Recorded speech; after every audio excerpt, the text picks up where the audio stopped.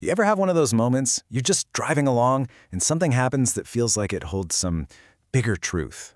Well, today that's exactly what we're diving into. It's a story about a near miss on this unbelievably chaotic street, and it reveals just how fragile that line is.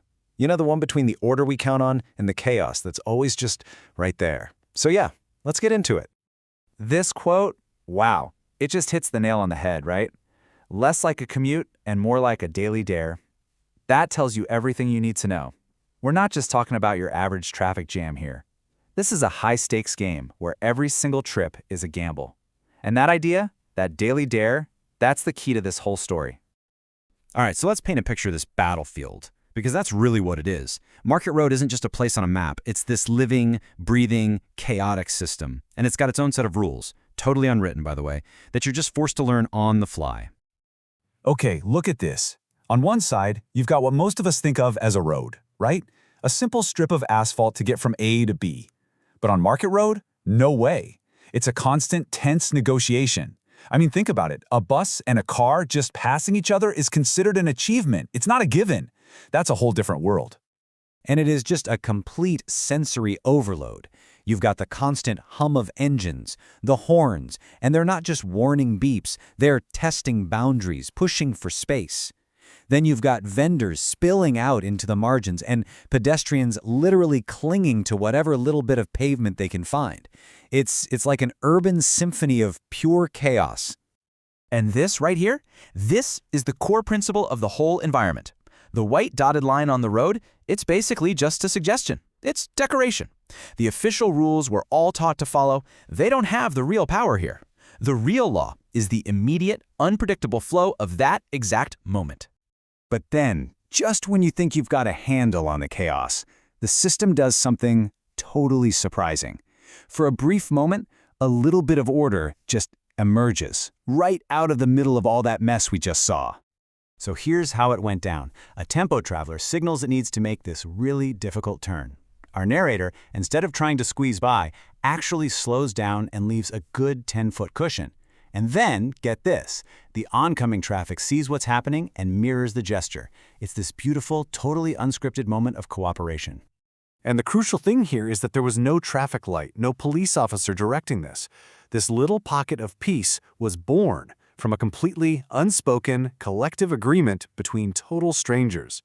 It was a shared understanding that, hey, for this to work for any of us, sometimes we all just have to hit pause. And just as quickly as that order appeared, it's about to be completely shattered. This is the moment, the climax of the story, where one person's choice is about to change absolutely everything. Out of nowhere, just a streak of silver and black, a motorcycle appears and it's moving at a speed that is completely disconnected from the calm, cooperative scene that had just formed. It's an element that it doesn't belong.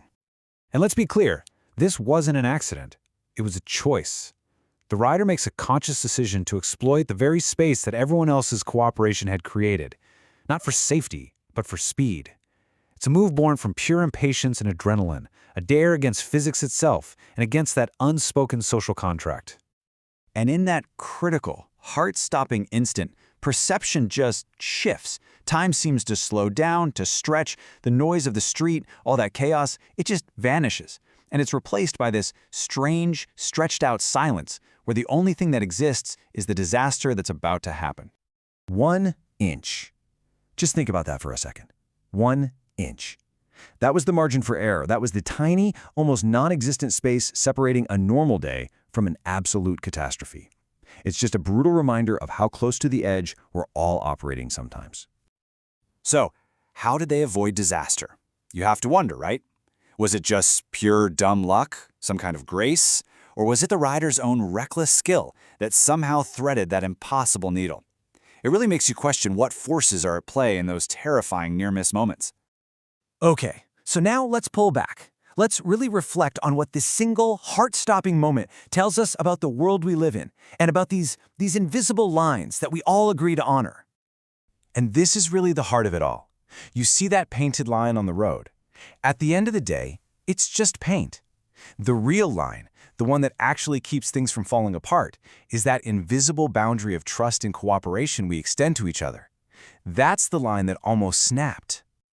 And this is exactly why that social fabric is so fragile. Because all it takes is one mind determined to redraw the rules.